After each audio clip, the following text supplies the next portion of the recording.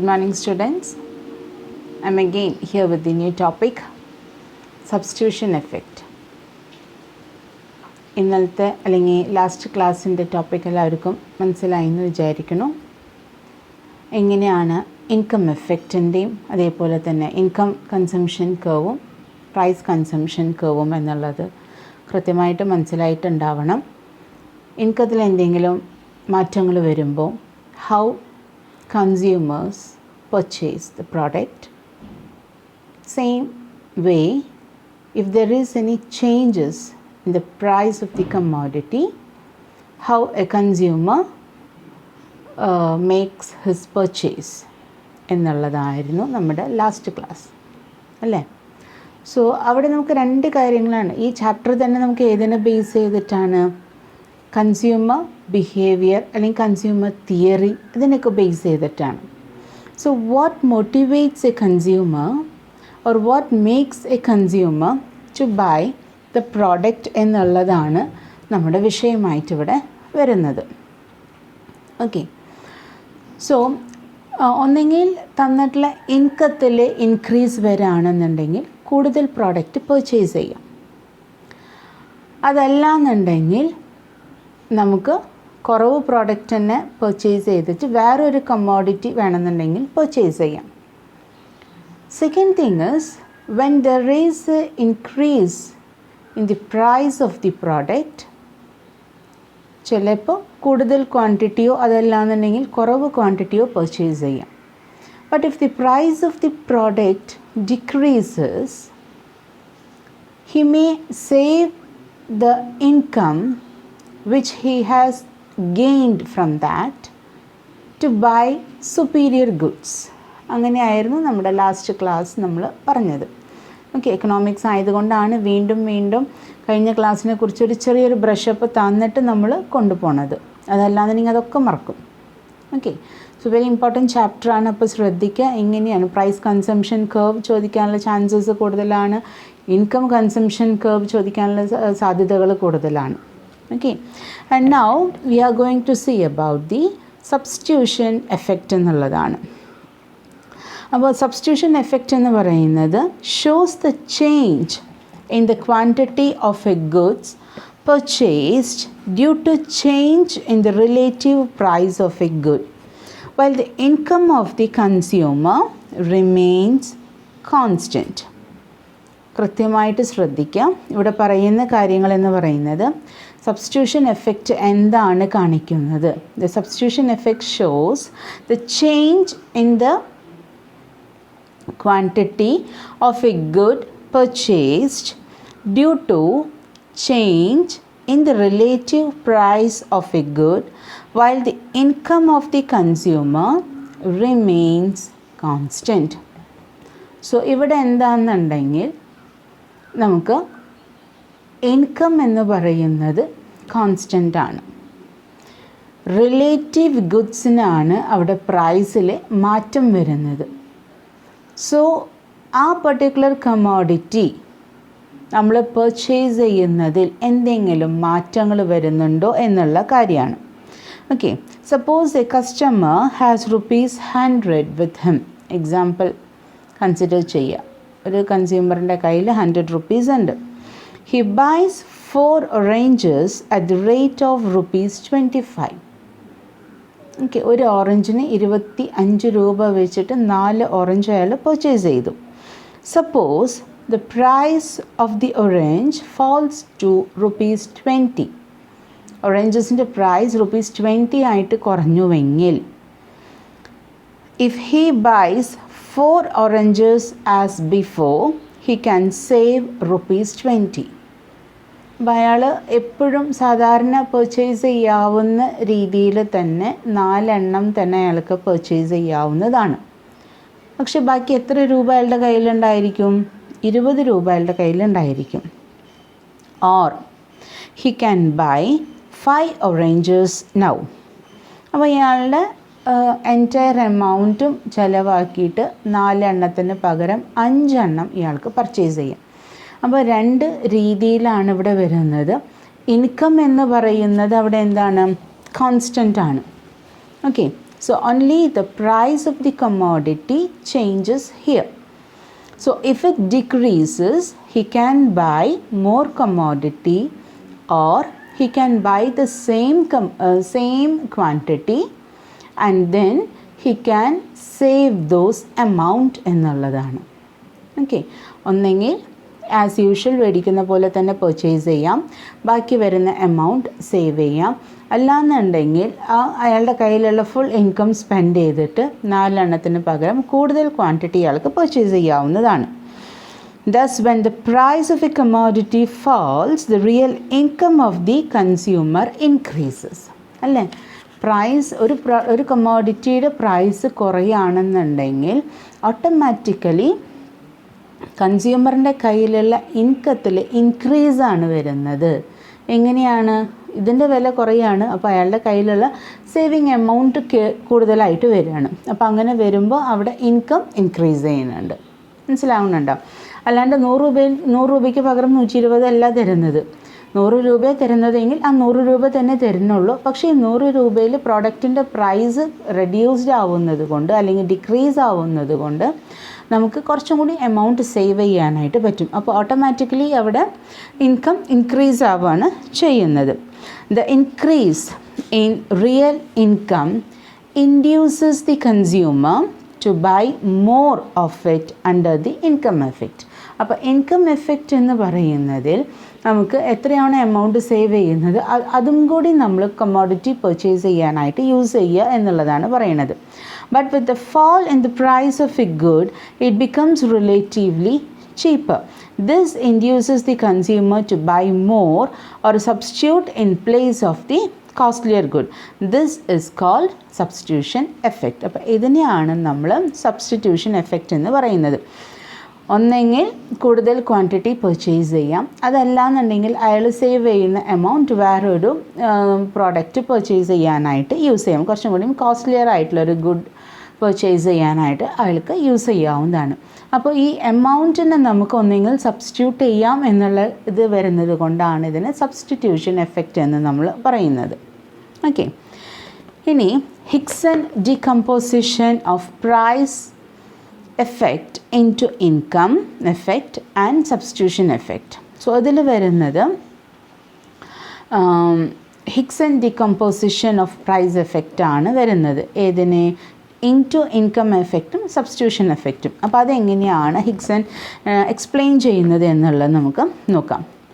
As price falls, demand for normal goods increases as a result of substitution effect. അല്ലേ, നമ്മൾ normally product കുറയുമ്പോൾ normal ഗുഡ്സിൻ്റെ demand increase ചെയ്യാണ്.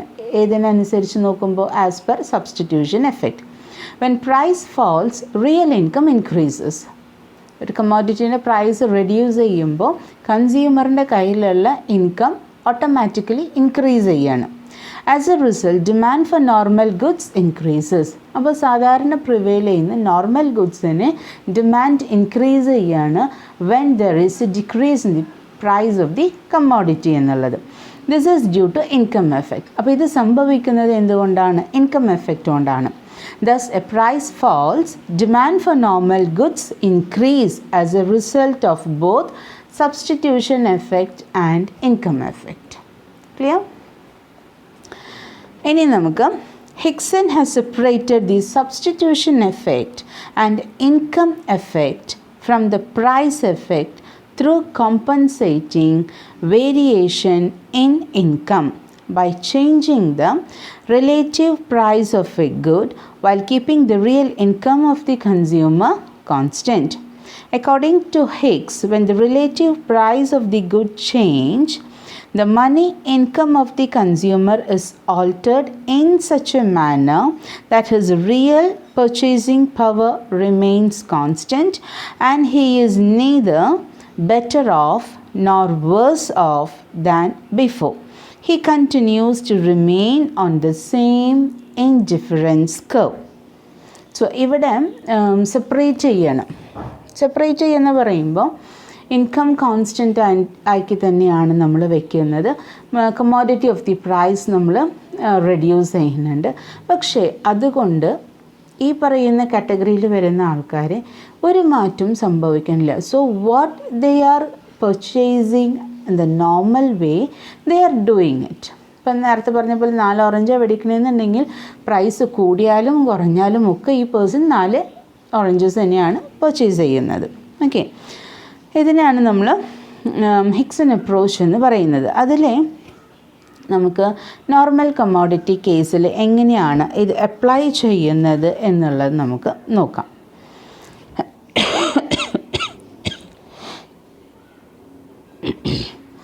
Consider 2 commodities X and Y, both goods are normal goods. Okay, അപ്പോൾ ഇവിടെ നമ്മൾ comparison എടുക്കുന്ന അല്ലെങ്കിൽ കൺസിഡർ ചെയ്യാൻ ഉദ്ദേശിക്കുന്ന 2 കമ്മോഡിറ്റി എന്ന് പറയുന്നത് നോർമൽ ഗുഡ്സ് ആണ്, എക്സ് ആൻഡ് വൈ.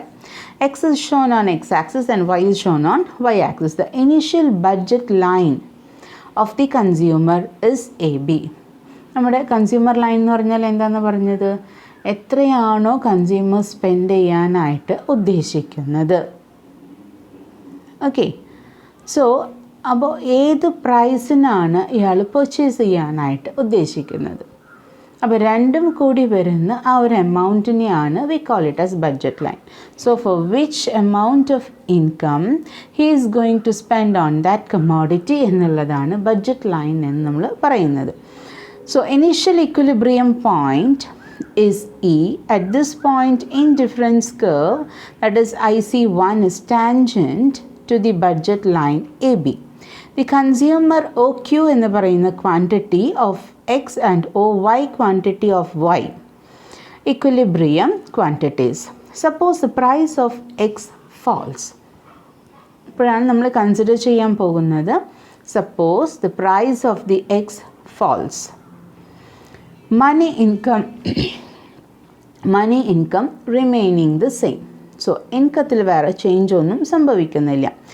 അപ്പോൾ ഓട്ടോമാറ്റിക്കലി എന്താ ഉണ്ടാവുന്നത്, this increases the real income. അതല്ലാന്നുണ്ടെങ്കിൽ പർച്ചേസിങ് പവർ എന്ന് പറഞ്ഞാൽ അയാളുടെ കയ്യിൽ പർച്ചേസ് ചെയ്യാനുള്ള ഫിനാൻഷ്യൽ കപ്പാസിറ്റി, അത് ഇൻക്രീസ് ആണ് അവിടെ സംഭവിക്കുന്നത്. As a result the slope of the budget line changes and it will shift to AC എന്നുള്ളതാണ്. അപ്പോൾ കുറച്ചും കൂടി ഹയർ ആയിട്ട് അത് ഷിഫ്റ്റ് ചെയ്യണം. In this situation, consumer moves to a higher indifference curve-ലേക്കാണ് മൂവ് ചെയ്യുക. അപ്പോൾ IC1 നിന്ന് IC2ലേക്കാണ് അയാൾ മൂവ് ചെയ്യുന്നത്. The consumer now reaches at a new equilibrium point. അതാണ് E1 എന്ന് പറയുന്നത്. അപ്പോൾ നോർമലി ഇയിലുണ്ടായിരുന്ന ആൾ അയാളുടെ പ്രോഡക്റ്റിൻ്റെ പ്രൈസ് റെഡ്യൂസ്ഡ് ആയതുകൊണ്ട് ഇൻകത്തിൽ അയാൾക്ക് കുറച്ചും കൂടി റിയൽ ഇൻകത്തിൽ അല്ലെങ്കിൽ പർച്ചേസിങ് പവറിൽ ഇൻക്രീസ് വന്നു. സോ ഇ എന്ന് പറയുന്നത് ഷിഫ്റ്റഡ് ടു E1, IC1 എന്ന് പറയുന്നത് ഷിഫ്റ്റഡ് ടു IC2 എന്നുള്ളതാണ്. കുറച്ചും കൂടി ഹയർ ഗ്രേഡിലേക്ക് അയാൾ നീങ്ങി. Consumer now reaches at new equilibrium point E1. At this point, the new budget line AC touches the higher indifference curve IC2 എന്നുള്ളതാണ്. Thus, the equilibrium point from E to E1, this movement അല്ലെങ്കിൽ this change from E to E1 is called the price effect.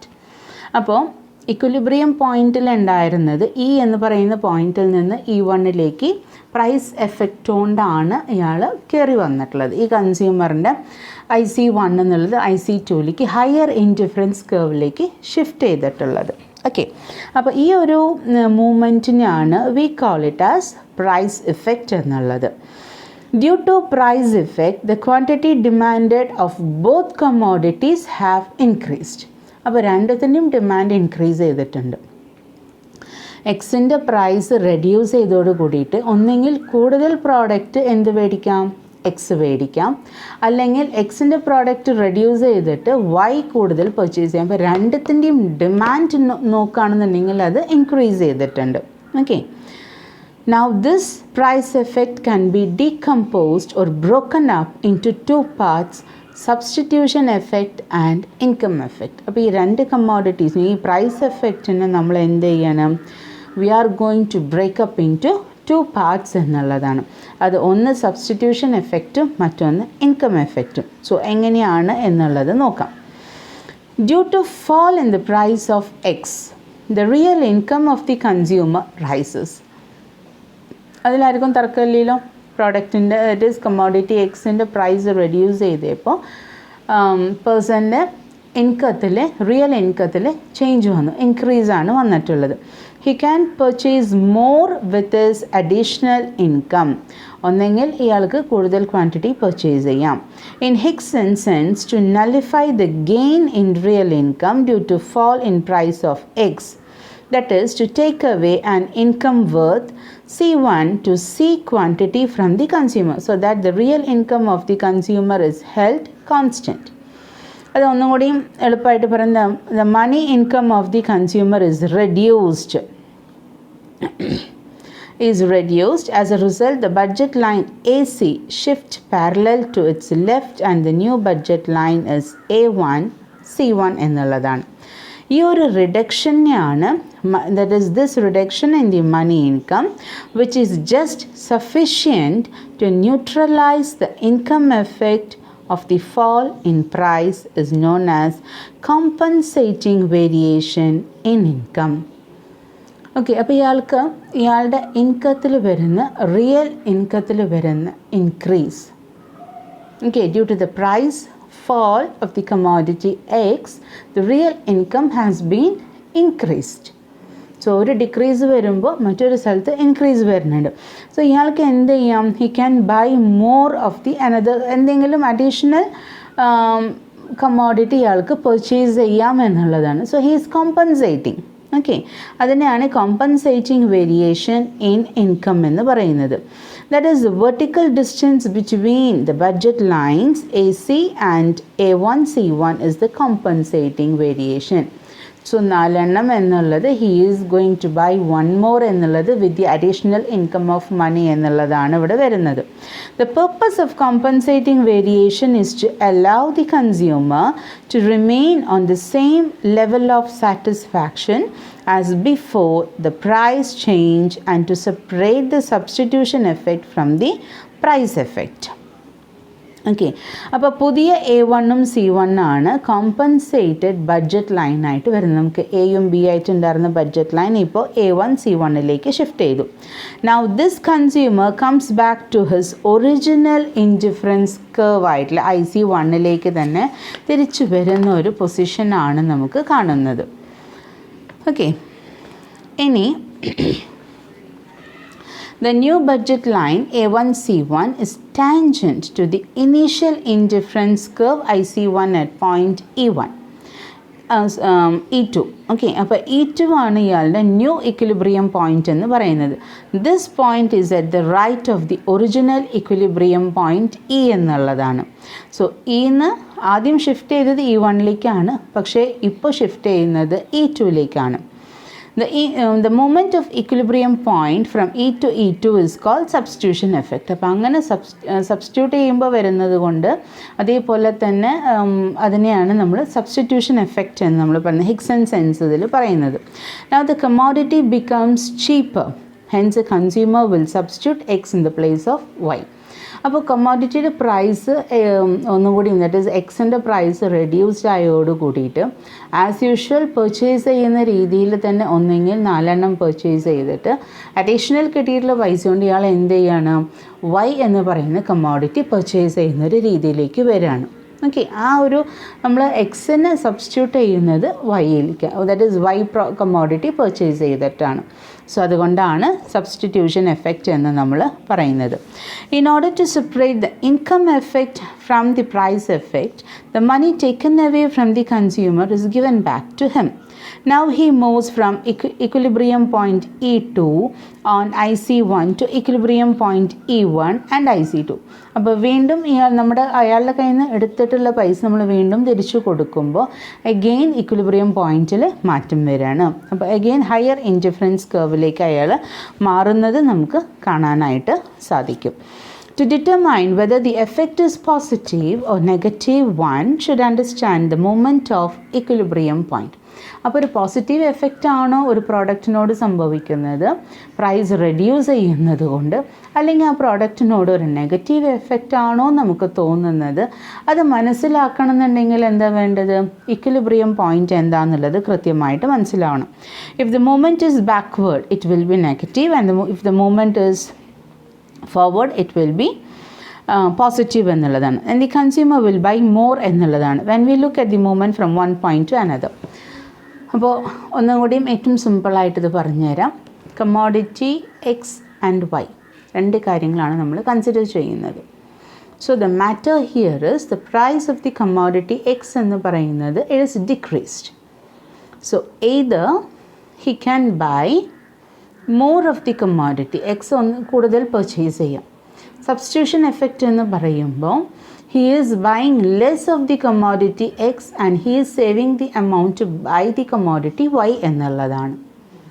Okay, അപ്പോൾ X എന്ന് പറയുന്നത് കുറച്ചും കൂടി കുറച്ച് മേടിച്ചിട്ട് അതിൻ്റെയും കൂടി എമൗണ്ട് സേവ് ചെയ്തിട്ട് he is going to substitute it for Y എന്നുള്ളതാണ് നമ്മളിവിടെ പറയുന്നത്. ഓക്കെ, ഇനി inferior commodity case.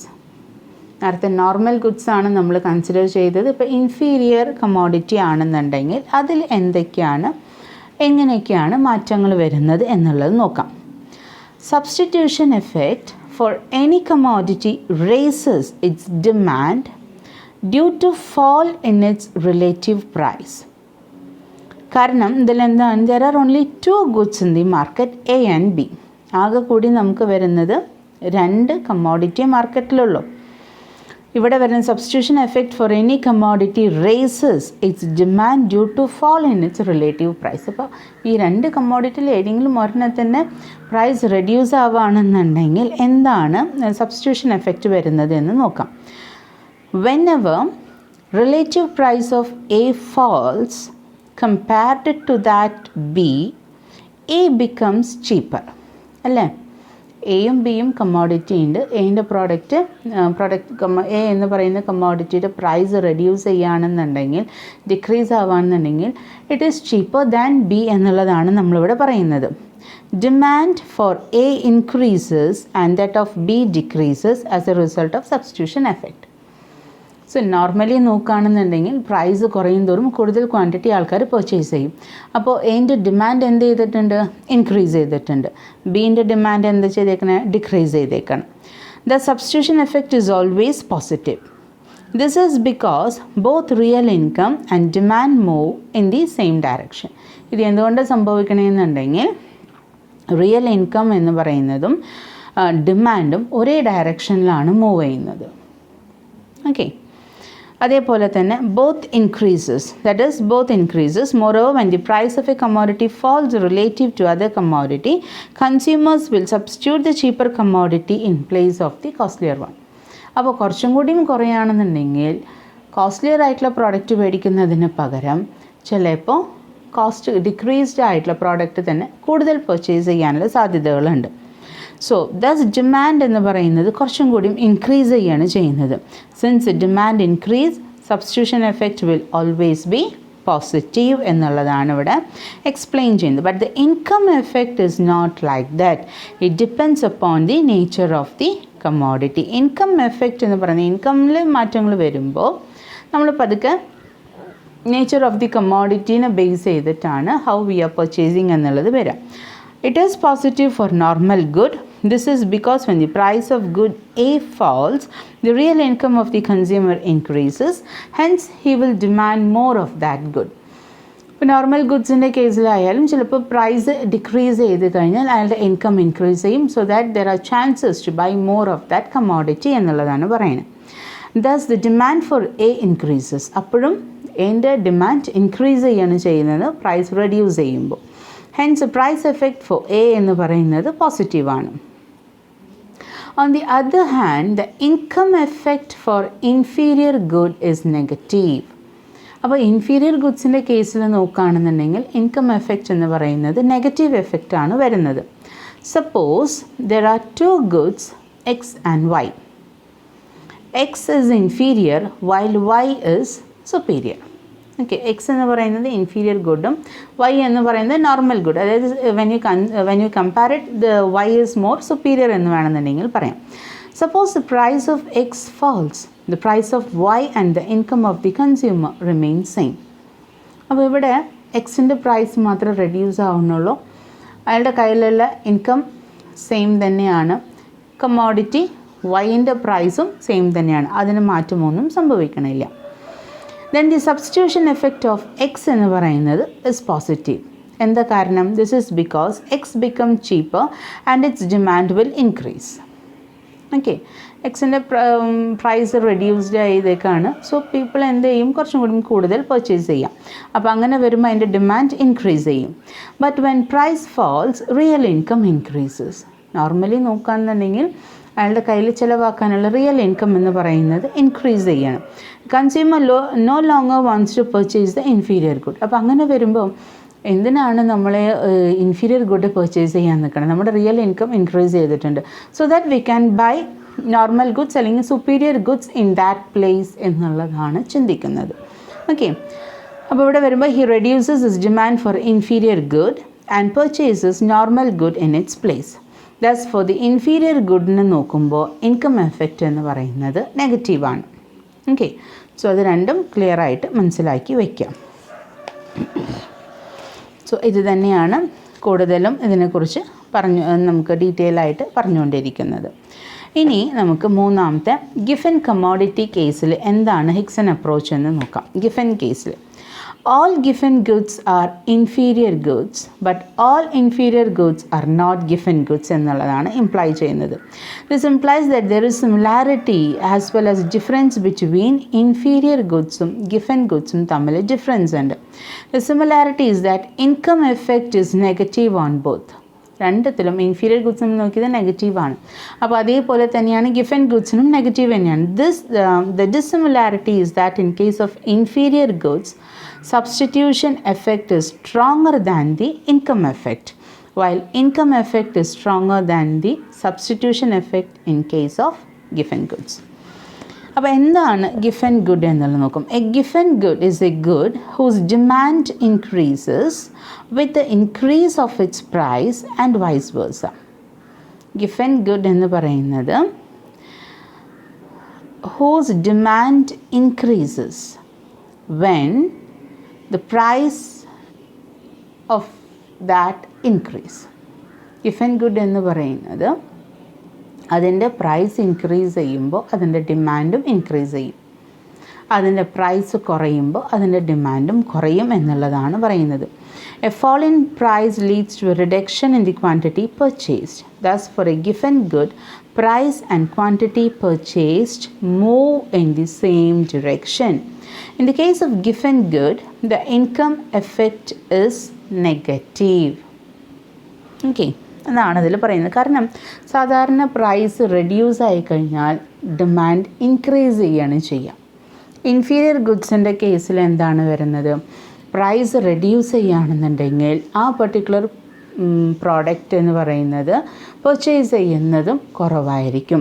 Price increase ചെയ്യുകയാണെങ്കിൽ പർച്ചേസ് ചെയ്യുന്നതും കൂടുതലായിരിക്കും. അതിനെയാണ് നമ്മൾ ഗിഫൻ ഗുഡ് എന്ന് പറയുന്നത്. അതിലെ ഇൻകം എഫക്റ്റ് എന്ന് പറയുന്നത് നെഗറ്റീവാണ്. This means the consumer buy less of this good with the increase in his income. As the price of a given good falls, the real income of the consumer increases. However, he purchased less of this good because it is an inferior good. അപ്പോൾ കുറവാണ് ഇയാൾ purchase ചെയ്യുന്നത്.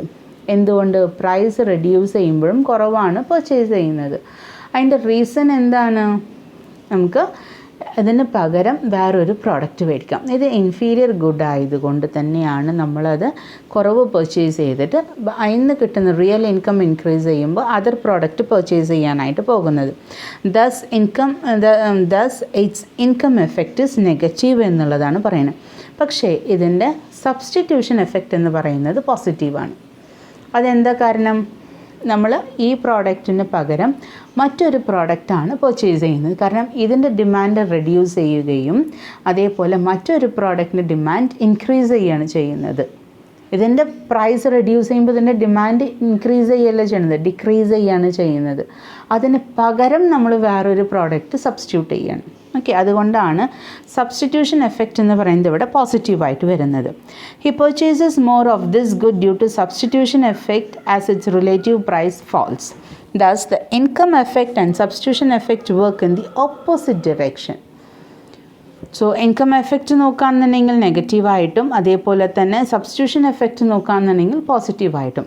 അപ്പോൾ രണ്ടും opposite ഡിറക്ഷനിലാണ് ഇവിടെ move ചെയ്യുന്നത്. Thus, the income effect and substitution effect work in the opposite direction as in the case of inferior good. But the income effect is stronger than the substitution effect എന്നുള്ളതാണ് നമുക്ക് മനസ്സിലാക്കാനുള്ളത്. Okay, അപ്പോൾ അതിൻ്റെ changes എന്തൊക്കെയാണ് എന്നുള്ളതാണ് ഗ്രാഫിൽ കൊടുത്തിട്ടുള്ളത്. So ഈ equilibrium പോയിന്റിൽ നിന്ന് എപ്പോഴാണ് E1ലേക്ക് ഷിഫ്റ്റ് ചെയ്യുന്നത്, എപ്പോഴാണ് E2ലേക്ക് ഷിഫ്റ്റ് ചെയ്യുന്നത്, അതേപോലെ എപ്പോഴാണ് IC1 IC2 ഇതിലേക്ക് ഷിഫ്റ്റ് ചെയ്യുന്നതാണ് നമുക്ക് എക്സ്പ്ലെയിൻ ചെയ്യുന്നത്. ഓക്കെ, അപ്പോൾ ഗ്രാഫിൻ്റെ ചെറിയ രീതിയിലൊന്ന് പറഞ്ഞുതരാം. Initially the consumer is at equilibrium point E. Okay, അപ്പോൾ തുടക്കത്തിൽ കൺസ്യൂമർ എന്ന് പറയുന്നത് അയാളുടെ ഇക്വിലിബ്രിയം പോയിൻറ്റ് ഇയിലാണ് നിൽക്കുന്നത്. ഓക്കെ, അയാളുടെ ബഡ്ജറ്റ് ലൈൻ എന്ന് പറയുന്നത് AB. And then he purchases OQ quantity of goods. Okay, price അപ്പോൾ മെയിനായിട്ട് അയാളുടെ ഇൻഡിഫറൻസ് കർവ് എന്ന് പറയുന്നത് IC1ലാണ്, ഇക്വിലിബ്രിയം പോയിൻറ്റ് ഇയിലാണ് നിൽക്കുന്നത്. OQ എന്ന് പറയുന്ന ക്വാണ്ടിറ്റിയാണ് ഇയാൾ പർച്ചേസ് ചെയ്യുന്നത്, കമ്മോഡിറ്റി എക്സിൻ്റെ.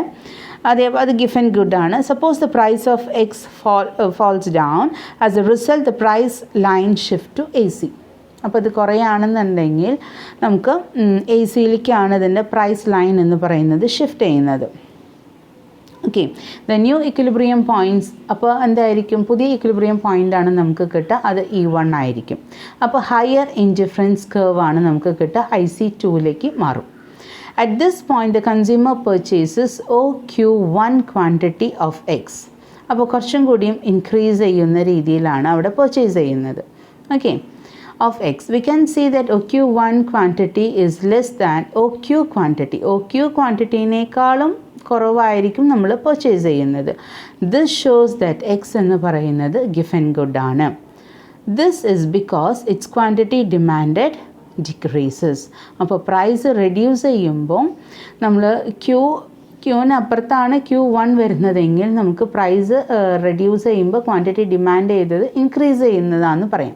പക്ഷേ ഗ്രാഫിൽ നോക്കുമ്പോൾ ക്യൂവിന് മുമ്പാണ് Q1 വന്ന് നിൽക്കുന്നത്, Q1 തൊട്ട് മുമ്പാണ് Q2. അപ്പോൾ ഏറ്റവും ലോവസ്റ്റ് ക്വാണ്ടിറ്റി എന്ന് പറയുന്നത് OQ2ഉം അതേപോലെ തന്നെ നെക്സ്റ്റ് ലോവസ്റ്റ് എന്ന് പറയുന്നത് OQ1ഉം അതേപോലെ തന്നെ മാക്സിമം ക്വാണ്ടിറ്റി എന്ന് പറയുന്നത് OQ എന്നുള്ളതാണ്. സോ OQവിനേക്കാളും കുറവാണ് പർച്ചേസ് ചെയ്യുന്നതാണ് ഇവിടെ പറയുന്നത് പ്രൈസ് റെഡ്യൂസ് ചെയ്യുമ്പോൾ. Hence movement from E to E1 is called the price effect.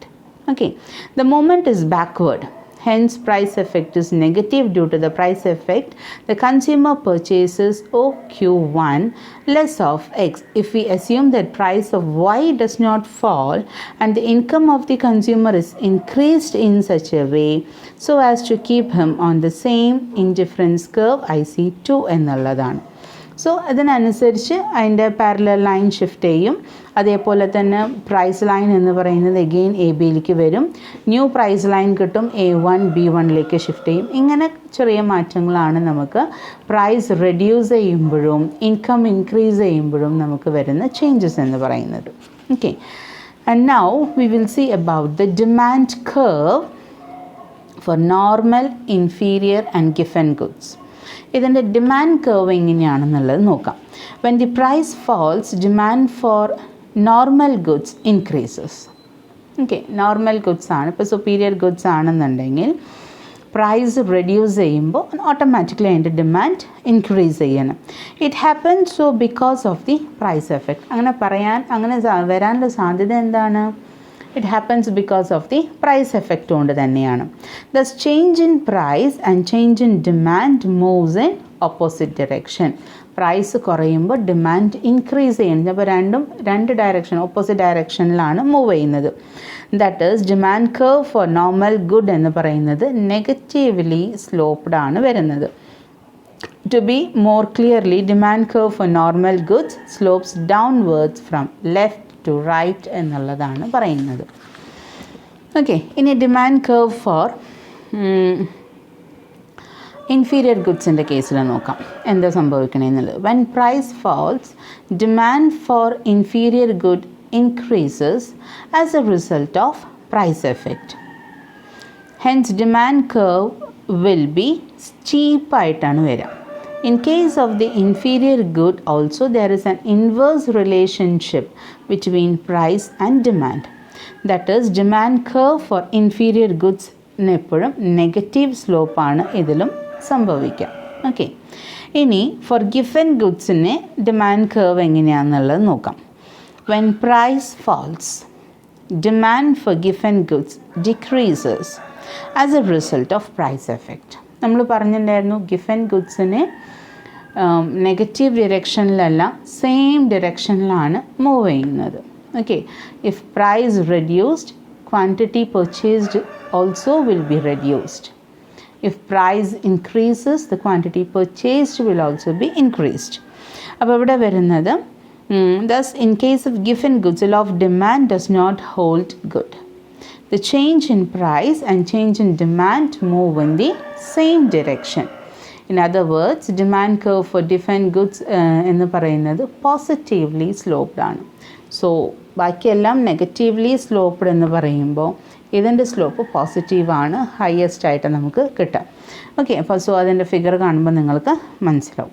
So അങ്ങനെയാണ് demand curve, that is normal ഗുഡ്സിനും ഇൻഫീരിയർ ഗുഡ്സിനും ഗിഫൻ ഗുഡ്സിനും വരുന്നത്. ഗിഫൻ ഗുഡ്സിന് എപ്പോഴും പോസിറ്റീവ് സ്ലോപ്പ് ആയിരിക്കും, ഇൻഫീരിയർ ഗുഡ്സിനും അതേപോലെ തന്നെ നോർമൽ ഗുഡ്സിനും നമുക്ക് നെഗറ്റീവ് സ്ലോപ്പ് ആയിരിക്കും. Okay, so this is what we are going to see today. അപ്പോൾ ഇത്രയും കാര്യങ്ങളാണ് നമ്മൾ നോക്കിയിട്ടുള്ളത്. അപ്പോൾ ഇൻകം, ദറ്റ് ഈസ് പ്രൈസ് എഫക്റ്റും ഇൻകം എഫക്റ്റും കൃത്യമായിട്ട് മനസ്സിലാക്കുക. അതിൽ എന്തെങ്കിലും മനസ്സിലാവാത്തുണ്ടെന്നുണ്ടെങ്കിൽ വീണ്ടും ചോദിക്കുക, കാര്യങ്ങൾ വ്യക്തമാക്കിയിട്ട് നമ്മൾ അടുത്തതിലേക്ക് കടക്കുക. അപ്പോൾ നെക്സ്റ്റ് എന്ന് പറയുന്നത് എലാസ്റ്റിസിറ്റി ഓഫ് ഡിമാൻഡ് എന്നുള്ളതാണ്.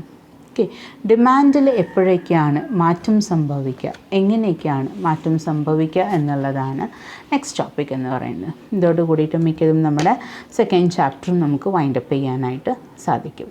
Okay, so thank you.